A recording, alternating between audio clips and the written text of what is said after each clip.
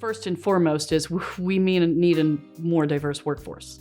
When nursing is like, so overwhelmingly white and female, the experiences and the assumptions that permeate the culture are going to be overly white and female. Similar to other industries, the higher up you go, the less diverse it is, right? And I was just walking down the hall of a major medical center the other day, and they have a picture of their leadership up in 2023 in an urban, diverse, liberal city, all white, and mostly male.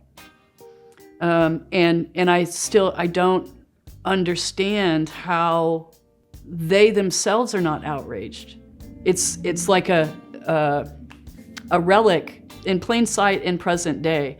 We got to start with diversity in the workforce, but also how are institutions actively promoting people to leadership positions? And where is the training for the leaders too? The foundations of nursing education are very much aligned with changing structures and institutions to be more equitable. And so you want to activate people to understand the actions, the behaviors, the opportunities that they need to create, change, build, whatever. We can do that within nursing because we know how to do that. So when you're talking about retrofitting structures to become anti-racist, one of those things is you have a clear understanding to the relationship of power. Because racism is never going to be dismantled if you don't shift how power is allocated. So if the responsibility is really high, but you don't have the power to actually operationalize that, to me, that is a function and or reminder that you're not that serious about the work that actually has to be done. So it's this bigger conversation of if institutions and structures want to do anti-racism work, and nursing in particular, because that work is shared, then that means the power has to be shared in order to be able to operationalize that goal. It is like any group that has power. You're going to always see your way as the normal way, as the best way.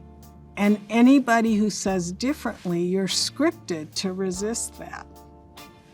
And we have to remember that. That's normal. You need to push past that resistance, right? Again, and figure out to the level of your identity and the context of history, why is this not fitting with me? Why is this causing me angst? But you gotta have some folks you're talking to who can recognize your dysfunctional scripts, or when things go wrong, you can come to because you have a collegial relationship with them and ask, what am I not seeing? That's why you want a diverse class of trainees, a diverse class of health profession students, a diverse group of colleagues, because you're not going to see the scripts, especially if you're the majority population that's always been the majority population. Nursing is shared work. We work in shifts for a reason. You don't go into the nurse office when you need nursing care, like you go into the physician's office or nursing is shared work. So behaving in collaborative and ally-like ways is fundamental to our educational structure, either from how we cohort our education. You don't come in as a nursing student by yourself. You come in with a cohort, right? We teach from day one. You are going to be broken up into, small groups to work on projects with strangers, and that's going to be random, because that's part of teaching the skill set of how do you work with people of difference. It's fundamental, day one of nursing school. I look at Martin Luther King Jr. and how he said great leaders are not searchers for consensus, they are molders of consensus. So how do we mold a level of consensus where people put their values of empathy, the value of being in a society where you recognize and appreciate that difference is important. That if everybody at the table is saying the same thing, that's really not going to bring you closer to excellence.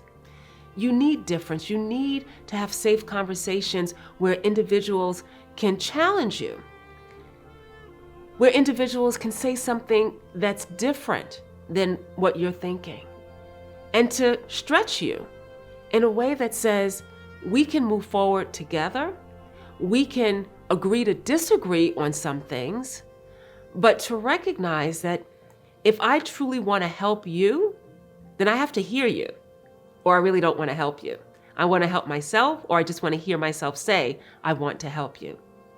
Helping others, being in healthcare, and truly wanting to meet people where they're at means you have to listen. And if the person who is speaking is saying, I feel XYZ, I need ABC, now the ball is in your court. How are you going to respond? My vision for the future of nursing is that it's a profession that allows anyone, regardless of their race, their religion, where they're from, what language they speak, that they could become a nurse and they can practice in any setting that they want to. Their history is valued, their contributions are acknowledged. That's what I would love to see nursing as we're moving forward. I don't want to say I want nursing to be colorblind, because when you're colorblind, you're not seeing the true picture of what people need to be healthy. So I want nursing to be able to look at color and look at it as an asset and not a disease, and say that I'm going to make sure that this person gets the best quality of care, and that if that doesn't happen, I want nurses to hold each other accountable.